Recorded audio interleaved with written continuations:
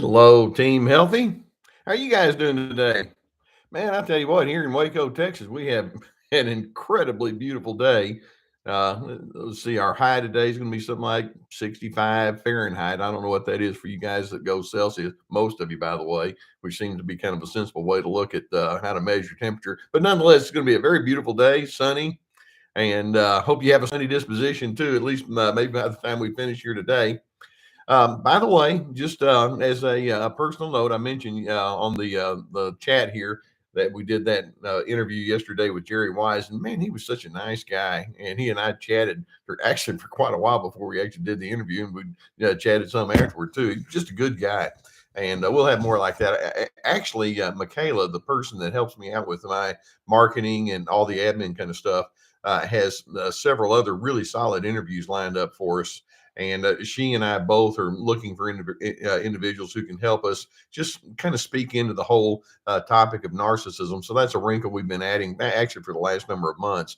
And we put that on the podcast, and then also we uploaded on the videos as well. So just know that I enjoy doing that.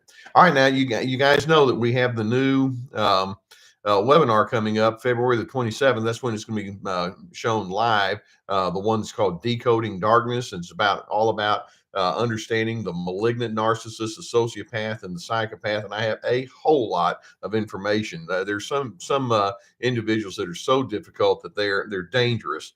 And so I felt like I needed to put out a one of the 90-minute webinars on that. So keep your eye out for all the information that's going to be coming out on that, because I consider it to be a real necessary webinar that's out there, and one that I hope is going to be very beneficial for those of you who are dealing with that particular circumstance. Okay, today, you know that one of the things I like to do is put the things into kind of a schemata here in our question and answer thing. And I want to talk with you today about questions that you all have sent in that illustrate that sometimes the patterns that narcissists are in just make no sense. And yet, one of the things you'll find is that over and over, they keep repeating these patterns. You know, the old saying, insanity is doing things over and over and hoping for different results each time. It just doesn't work that way.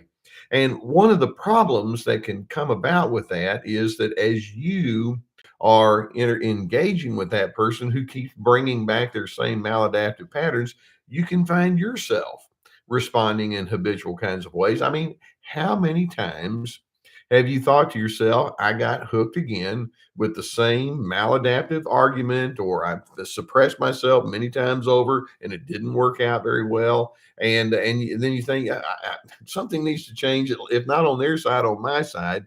I want us to be able to see the repetitive nature of their predictable kinds of trends, so that you cannot play the predictable response style. So that's kind of the mindset that we have here. With no further ado, I want to go ahead and dive in with the questions. And let me remind you that for those of you who are new, if you want to, go ahead and put the questions in the comment section below the video. Most of you are going to be watching this on tape delay, and tape delay, you guys understand. Y'all know where I'm coming from on that.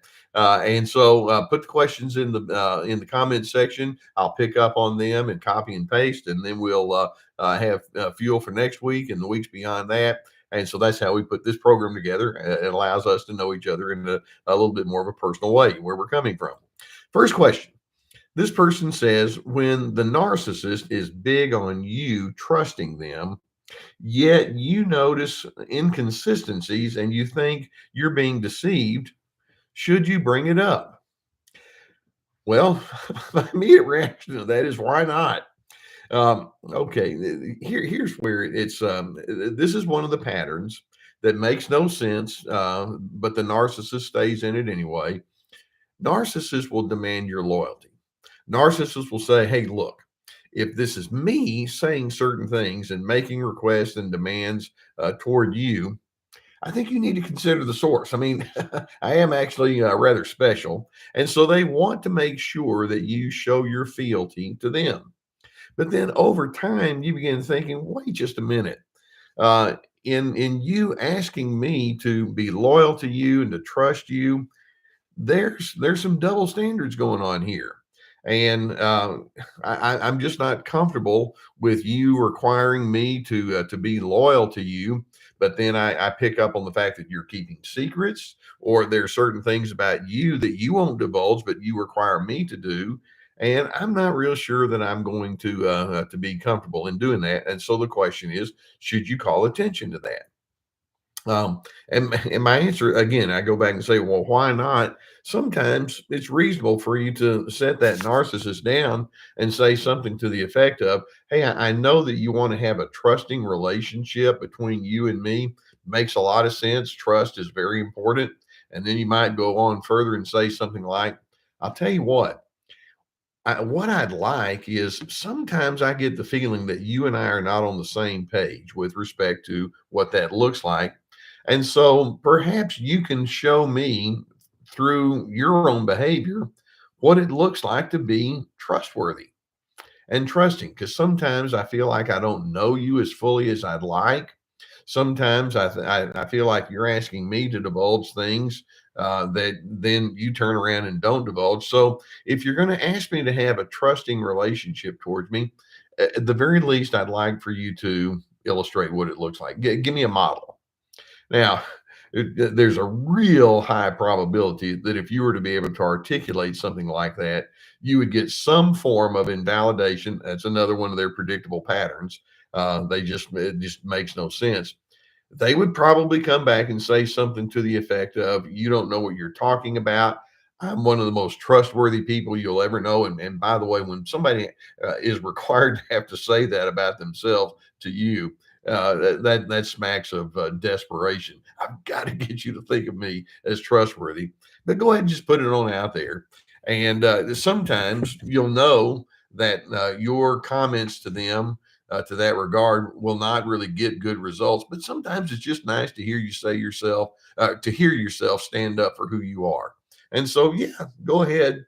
But then don't really expect a whole lot in reverse. And then over time, it's like, well, at some point, I'm going to cease defending myself. And if they want me to trust, and then if I find them being inconsistent, so I'm going to be more hesitant or reticent to offer my allegiance to that.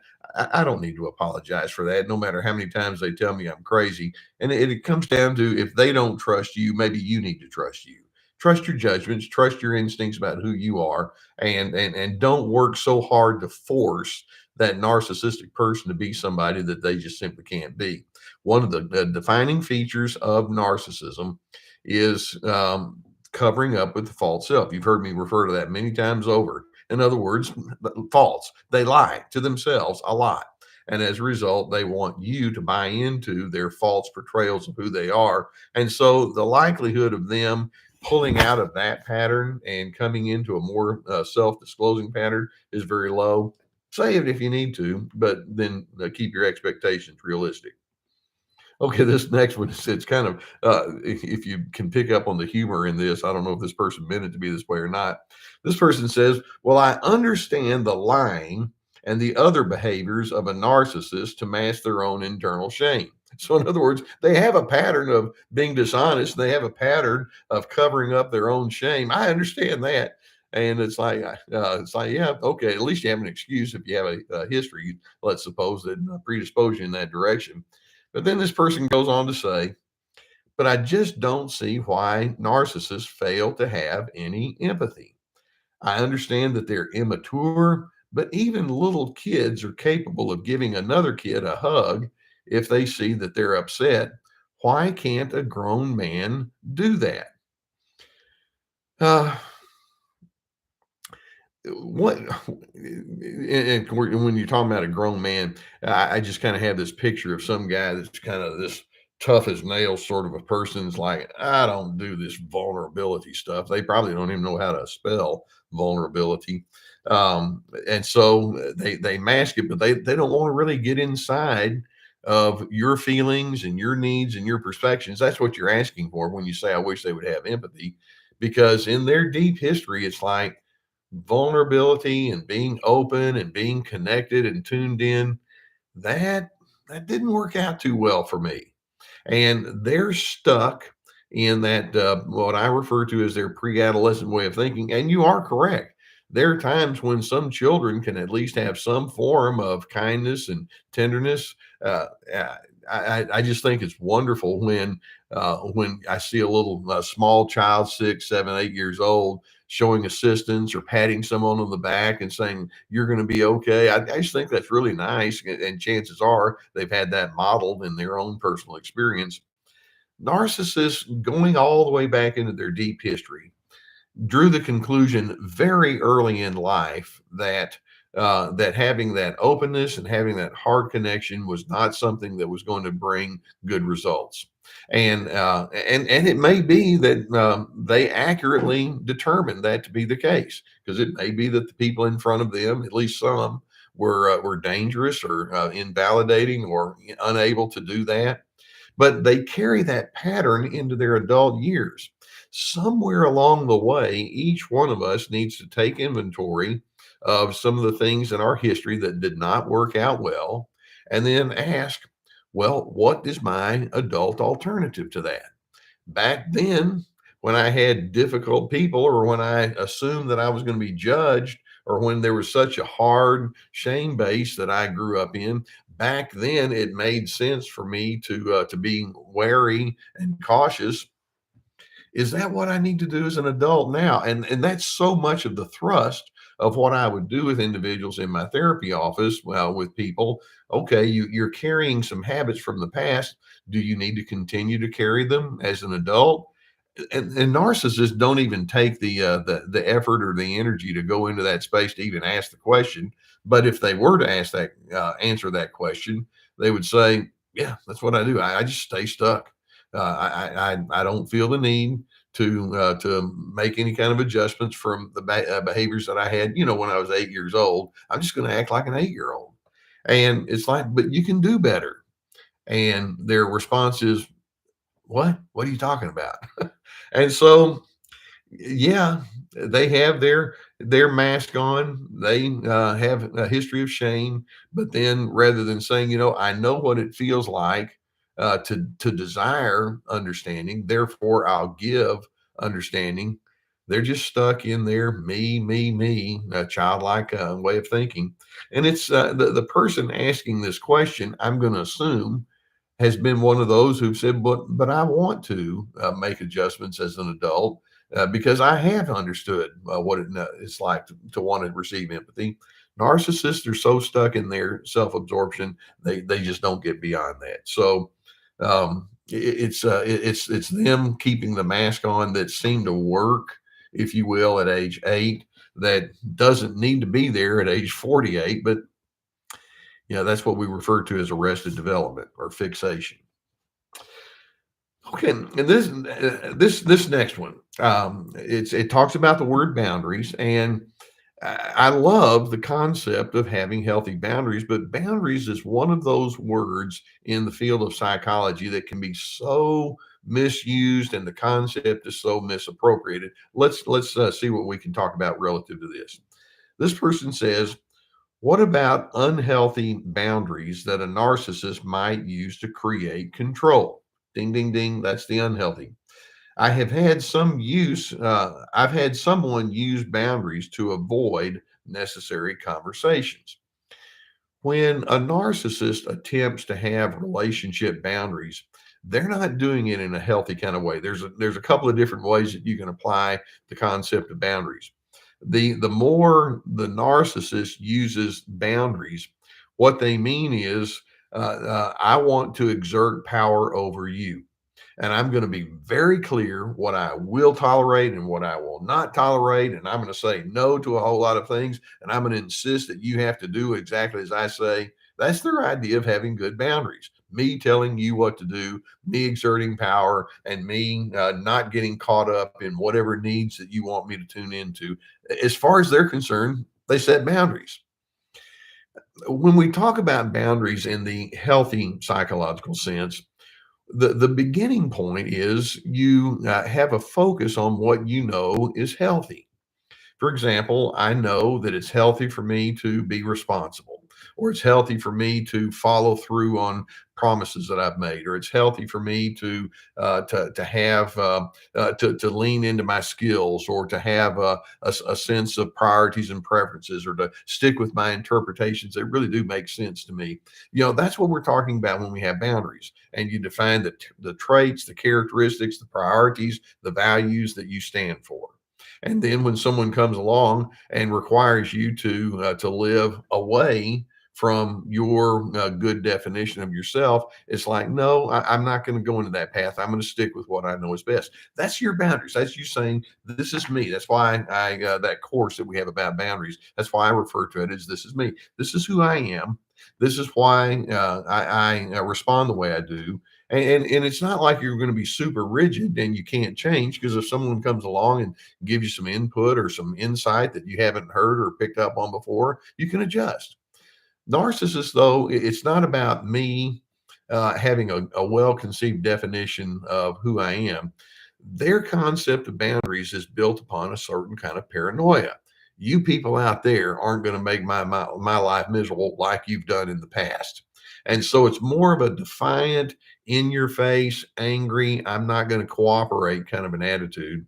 And so when you say, what is it about unhealthy boundaries that a narcissist might use to create control? Their life is all about control. So what they're doing is they're misusing the concept of boundaries, and they're playing out their pattern of control that's fueled by paranoia, that's fueled by negativity and pessimism. And so, yeah, it's a type of boundaries, but it's a very unhealthy application of a concept that is meant to be much more constructive than that. So just know the difference between those, the unhealthy and the healthy style of doing boundaries. Okay, speaking of paranoia, here comes another one. This person says, Dr. C, have you heard the narcissist say that he's receiving bad energies from me when talking on the phone? Okay, so you're talking on the cell phone with someone, and they kind of have this sense that says, I'm not picking up on some good energy here, even when we're not arguing. He claims that my mom and brother are trying to harm him spiritually through me, but I was just simply calling him to do him a favor. Okay, something fishy is going on here with this one. This person who says, well, I just feel this spirit of persecution that's coming through the phone through you, and then it just seems like there's bad energy, and your mother and your brother, they're against me, and I just sense that that's going on. And you're saying, well, what I was going to do is I was going to say, hey, I have this thing that I could do to help you out. Can I come over and help you? And it's like, some bad energies going on there. When you get something like that, it is not about you.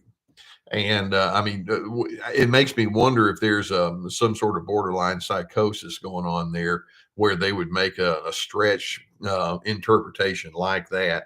But basically, one of the most common themes, actually, when people go into their paranoia, is religious oriented. It's really interesting to pick up on that, where people say, "Well, God told me this," or "I'm not going to let the demons get to me," or and this kind of is seems to be in that she says that. They're trying to harm him spiritually, whatever that vague kind of statement might be. And so, if you're on the receiving end of a comment like that, know that there's a nonsensical element here that's not about you. And so, if he says, "Well, I just feel this bad energy coming through," I don't even know that it's worth your while to try to pick it apart and figure out why that is. Because chances are, if they're kind of that far out of touch with reality, you're not going to bring them back in right away. But I would probably say something like, "Well, I'm sorry to hear that you're feeling that way." Or it may be that's like, "Well, I had something I wanted to do to help you. Perhaps if we can do that another time, we can do that." And I would just stay unhooked. And it's not from a lack of caring. It's not from a lack of concern about what's going on, but they're going to illustrate that they're in a pattern of paranoia, they're in a pattern of distrust, and it's not likely to stop. One of the most difficult kind of patients that we would have at the clinics where I was at two different clinics in my career. When somebody came in with a lot of paranoia, a lot of times there were chemical elements going on. They needed medicine and things like that, and they would be notoriously famous for not taking medicine or not receiving input because you see, you're out to get me. And so understand that this is something that's out of your league and it's over your head, and there's very little you're going to say to make them not be paranoid. And so just show kindness or go back to boundaries. I'm going to engage with individuals as long as I know that, well, we're going to go somewhere healthy and good. But if you're trying to bring me down to the ditch with you, I'm going to go ahead and bypass that opportunity. Is that a nice way to put it? Okay. Okay, this is another one, and I've actually got a couple of questions on being attracted or drawn into narcissists. I'll put them back to back on this one. This person says, I've heard that you're attracted to a narcissistic person because you grew up with narcissism in your own family. Is there any relevance to that? And the answer is yes, that can be the case. I've seen times when someone would come into their adult years and they've gotten mixed up with the wrong people, whether it's socially or they're attracted to individuals at work, or they link up with someone that they live with. And it's just like, I've kind of gotten back into the ditch all over again. And part of the problem is we tend to fall back on what's familiar. If you grew up in a home where the heart connections weren't all that great, or if there was not good understanding and lots of arguing and condemnation and all that, and the shame, the guilt, the fear that goes along with the making of the narcissistic tendency, um, chances are the persons who help set that pattern up are not going to be the ones that will say, hey, let me coach you up on healthy adult living. And as a result, you go into the adult years without that proper training, and you wind up falling back on the familiar patterns that were there in your own background. And so you choose somebody that represents that familiarity. And so that's a very common kind of thing. I recall one man that I knew quite well, actually, and he had a background where his own mother was very anxiety driven, and the father was kind of quiet and laid back, and then the sister was also just very tense and uptight. And so he winds up in his 20s marrying somebody who, guess what, was anxiety driven. And it's like, yeah, there are a lot of other options that I might have had, but that's what I know. And sometimes this operates on a very subconscious level. It's not like we say, I want to find someone that's as neurotic as my mother and my sister were, but it's uncanny how that can play out, even though they think they're going into a different direction. So that's a very common thing. Let's tie it to the next question here. This person, the next question about family of origin: is it true that to be attracted to a narcissist, you had to have a lot of traumatic, or you had to had a traumatic or neglectful childhood? I had loving parents, but I've fallen prey to two narcissistic people. And so here we have somebody who apparently did not have a lot of narcissism in her family of origin. And yet it's like, well, somehow I wound up getting hooked up with not one, but two people in my adult years that were highly narcissistic. What's that all about? And so that illustrates that sometimes you're drawn towards narcissists not because of your trauma or not because of the pattern that you were already exposed to, but sometimes you're drawn towards narcissists because they're pretty good up front about showing themselves to be normal, and you don't know what you don't know. You may have somebody that has a family history where it was pretty normal and reasonable, and you sat down around the dinner table and chatted and talked. And when you had problems, you said, well, hey, but let's figure out what's going on. And there were some reasonable relational skills that were built there. And so you can go into your 20s and 30s thinking, I I guess that's the way you do things, which is good. And then someone can come along in their charming kind of way, but they have that hidden narcissism. Often there's a covert narcissism, and they think, oh yeah, that's the way I do it too. And so they can give the impression that they'll match pitch with you, only for you to find later on that, and this is such a common pattern, that they were just putting on a show, and it was merely window dressing. Behind the scenes, they've got all this neurosis and anger and tension and what I refer to as trained incompetence. They don't know how to manage things well because they were trained in a very different, incompetent kind of direction. And so many times you can get hooked up with a narcissist because they cover up that stuff, and you're over there just making pleasant assumptions. And so I hate to put it in this way, but what I say is there are times when you simply need to build in a certain amount of pessimism when you get to know individuals. And that sounds kind of negative, doesn't it? But what I mean by that is the pessimism says, well, I'm very aware that there are simply times when people can be skilled at the art of making good impressions. In fact, originally when we began talking about narcissism, decades ago, that was one of the primary ingredients of narcissism: the ability to make healthy or pleasant impressions. Sometimes it takes quite a while for the that false front to fade and for the other to show up. And so you kind of have to think, okay, it's nice if people are pleasant toward me. It's nice if they seem to be engaging and curious about who I am. But I'm just going to kind of watch and observe and make sure that I'm seeing what is real as opposed to this being a false portrayal. Take your good old sweet time. Narcissists are notorious when they get to know people, whether it's in romantic relationships or at work or in social settings. They're notorious for wanting to bring people into their confidences pretty quickly. But don't go quickly. Let patience be your guide, and then allow time for the patterns to emerge. And by that, as part of that, you want to reveal yourself in a measured kind of way towards these individuals, as opposed to just spilling everything the first three times that you have interacted with them. Give it time to build and give time for reality to kind of creep in. Okay. Okay. Now, here's another one with kind of a false curiosity pattern that would be there. This person says, what do you do when a narcissist will ask intrusive questions that they'll use to make you feel bad about yourself? How do you respond? And then this person says, for instance, are you still online dating? Or I thought you had weight loss surgery while looking at your body. And then she kind of gives away who this is. I don't want to give my sister any private information about my life. So how do I respond to these questions? So here you are, you're an adult, and your adult sister comes along and says, still doing that online dating stuff?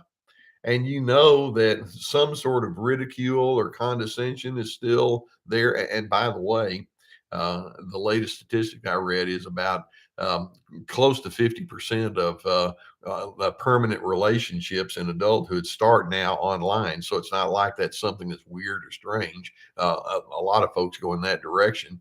You still doing that online dating? And the implication is, what's wrong with you? Why can't you catch a man? Why can't you just get with somebody? Or I thought you're going to have that surgery on that stomach. The implication is, oh, you're just so unappealing. You're so fat.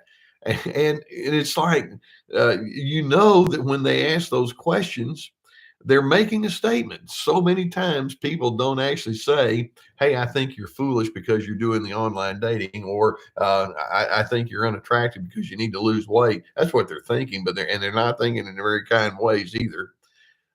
When someone makes those kind of comments, here's what I would suggest. And that is, you might say, you seem to be very concerned about that topic. Help me understand what you're most concerned about and why you would want to ask me that question in the first place. And basically, you're exposing them. Oh, you still on doing the online dating? Well, I know you seem to be concerned about my dating life. Help me understand what's your concern. What do you want me to know? In other words, let's take that question and flatten it out because I'm on to you. Or if they ask about your surgery to shrink your stomach, It's like, well, you seem to be concerned about my health. That would be a nice thing. Talk with me about what your thoughts are on that topic, and just see what they come up with. My guess is they'll probably pull back. Most of them will. In other words, I just, I never mind. Who cares? But it's kind of your way of saying, I know that when you ask me a question, it's not really a question. So let's get to the heart of the matter. Reveal yourself, and they won't.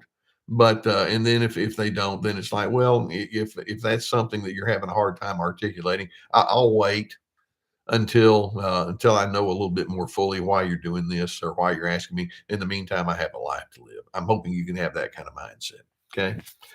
They're connivers and they'll use all sorts of techniques to try to keep you in that one down position. Okay. Now, another pattern that we're going to look at, this person says, according to the narcissist in my life, I'm relying on others too much. Apparently, based on the rest of it, is family. Isn't family supposed to help each other out, especially when they're struggling? So apparently, you have one person saying to another, you just seem to talk to your family too much about personal matters. You're relying on them way too much. Okay, well, first, because I don't know the full extent of what the backstory is on all of this, but if somebody says that, I'm willing to hear what they have to say. So I might, it kind of goes back to, well, help me understand why you're saying that. For example, if you talk to your sister too often, or you confide within your brother when that person is wishing you confide in them, maybe that can be revealed. Now, in my mind, it's really nice if it's done in a healthy way to have family members that you feel like you can talk with and count on and rely on. One of the reasons we moved from Dallas to Waco 3 years ago in my retirement is, we have a daughter here. And she'll call and we help out with kids, and we really enjoy it, and it's just something that's a delight. And so to have good family relations, that's nice. Um, one of the things, though, that might be going on here when that person complains, you're relying on your family too much. Might it be that that person who's making the comment has this attitude of rugged individualism, and it's like, I do not make myself vulnerable to people. I do not make myself known. I don't need nobody's help. I don't need nobody's input. And so they've kind of got this attitude of false bravado that is part of their egotism, and also it's part of their fear of just being vulnerable, and a fear of exposing the need that they have. And so my guess is there's some of that projection going on. They're trying to put into you, a mindset that they carry. Um, and then there's another element, and that is one of the things that we know that domineering narcissists like to do is they like to take people who are in their inside circle and isolate them from other individuals. Okay, so there might be some of that going on. You don't need to talk to your mother. You don't need to talk to your sister or brother. You got me. What else do you need? And so it can actually be a threat rather than saying, oh, I'm so glad that you have somebody that you can count on. It's like they take your loyalty to another family member as a rejection of them. And it's like, no, you don't remember. I'm supposed to be the one in charge of you. So there might be some of that going on too. But as long as you know that there's a balance and there's a reasonableness in your relationship with your extended family, and that narcissist says, "Well, I think that you're relying on them too much." At some point, you let it be known. Well, I'll certainly take that under advisement, because obviously I don't want to go too far. But at the same time, I really do enjoy my conversations with my sister. And by the way, we're going to have lunch tomorrow, so I'll be home at 2 o'clock, something like that. Don't apologize for something that needs no apology.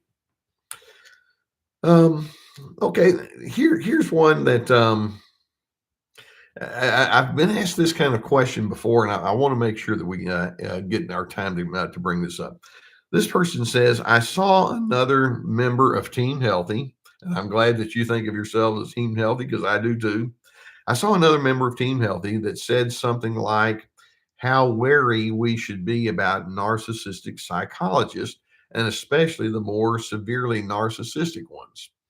Um, okay, so many times I get comments from people that say, well, sometimes when I go to therapy, I get the feeling that the therapist himself or herself is the narcissist.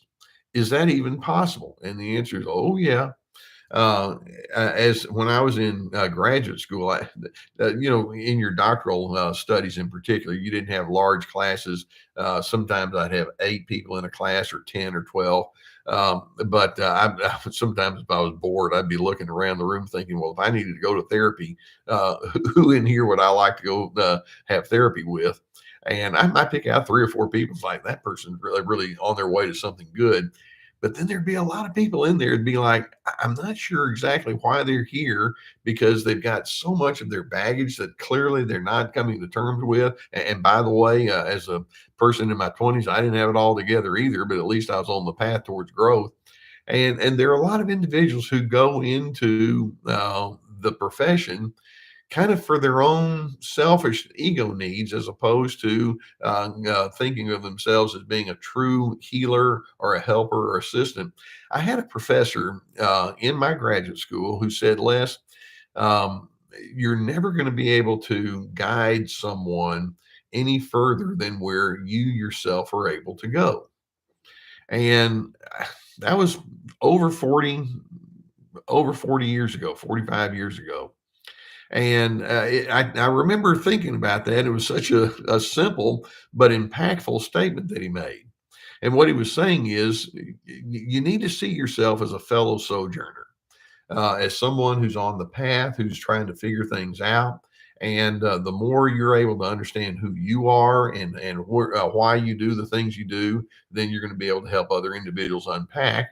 And you do so with an arm around the shoulder, where you're an encourager and you're a support, as opposed to somebody that's wagging their finger saying, "Here's the way it ought to be." And to me, that's the big demarcation point. Now, I don't think that therapists need to just lay it all out there with everybody that they work with and say, well, let me tell you about my problems, because that's not what they're there for. But there are times when a certain amount of discreet self-disclosure can be good. But basically, you know that you're dealing with a narcissistic person when they are a therapist, when they're a little bit too pushy or forceful or impatient or confrontational, without having that true understanding and empathetic style. And so just know that if you have a discomfort with someone because they seem to be too impressed with themselves and too, hey, I've arrived and you haven't, kind of an attitude, then listen to your gut. And it's very reasonable to say to yourself, if not to them, I'm not comfortable in this scenario. I'd like to connect with somebody who has a different style. And so, because it's a real thing and it's out there. Okay. Oh, all right. Another one. And this is one I get fairly often too. This person says, I have a question. Okay, good. My sister is severely narcissistic, and she's been married for 30 years. Her husband has narcissistic qualities also. How can they stand each other? How does that work? Um, and sometimes it's just two rams butting heads. So don't pretend to know that you know everything about, don't pretend that you know everything about their private life, because who knows? There's a term that we use called collective narcissism. And when we refer to collective narcissism, it's when one or more narcissism will a narcissist will join with the others and say, "Hey, look, um, I can tell that you don't like these people over here, and I don't either. Or I can tell that you have strong opinions about how things ought to be, and I'd like to be on your team." And there's kind of a strength in numbers kind of mentality that they can have. And so they learn to be critics together and haters together towards other individuals. You see this in all sorts of group settings.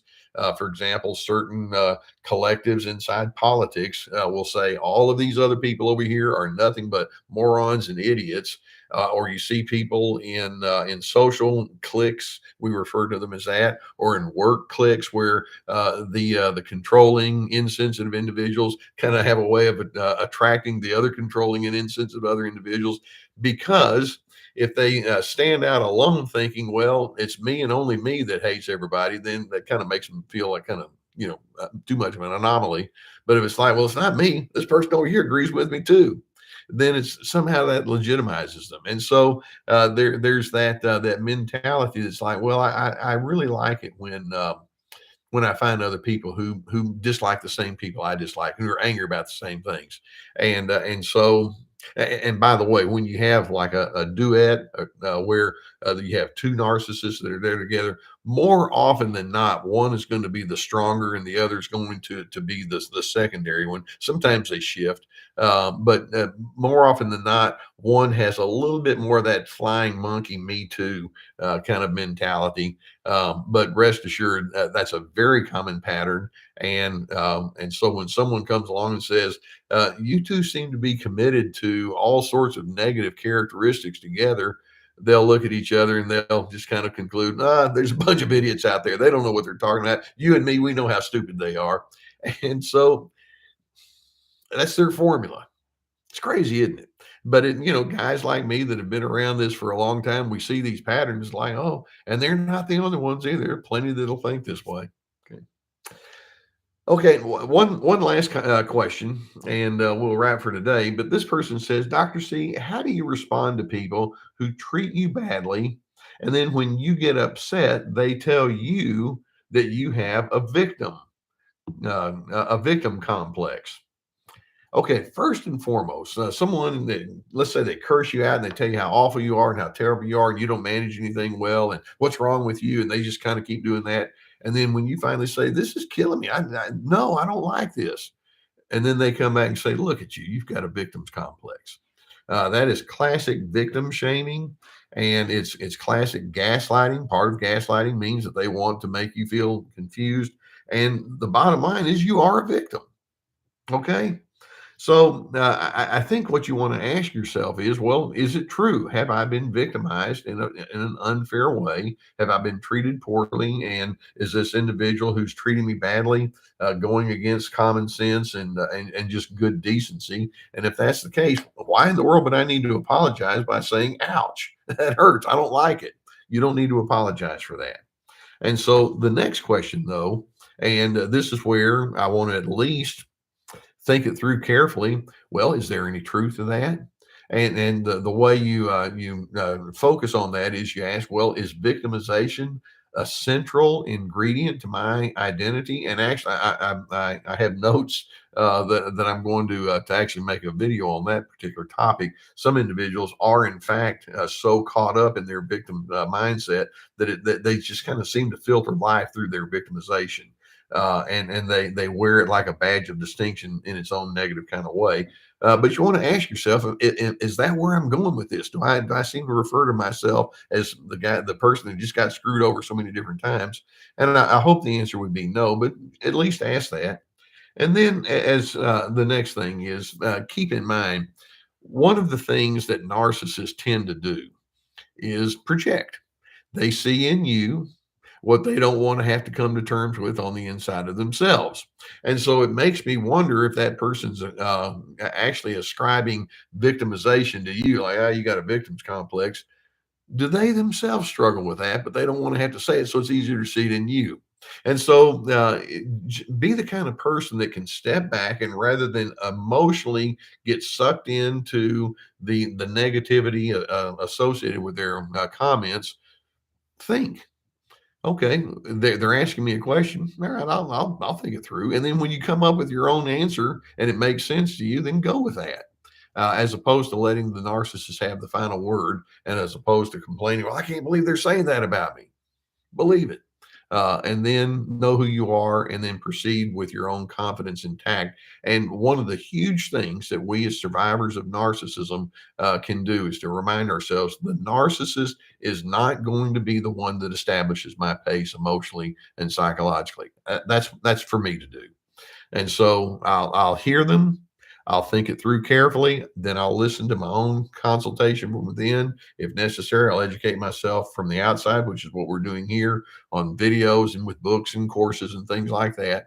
And the narcissist doesn't have the final word. Okay. So let's keep in mind with our theme here today, Narcissists can be caught up in patterns that they repeat over and over that make no sense, but somehow it's your fault. Remember that, and then remind yourself, I'm on Team Healthy. I stand for dignity, respect, and civility, starting with myself and extending out to other individuals as best I can. I consider myself to be a lifelong learner. And if someone wants to come against that and say, well, I just don't believe in that, then my response is, yes, I see it. You don't believe in that. But I still believe in that. I believe in who I am and keep moving forward, keep leaning in that direction. Team Melty, I'm so honored that you allow me to be on your team with you and on the path with you.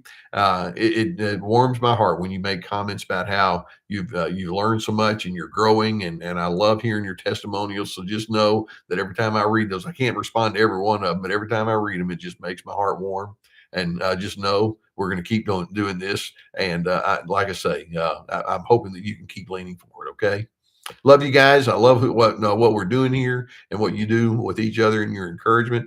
I'll see you next time. Remember, put your questions in there and let me see what you got on your mind, and we'll pick up on it again next week. Bye.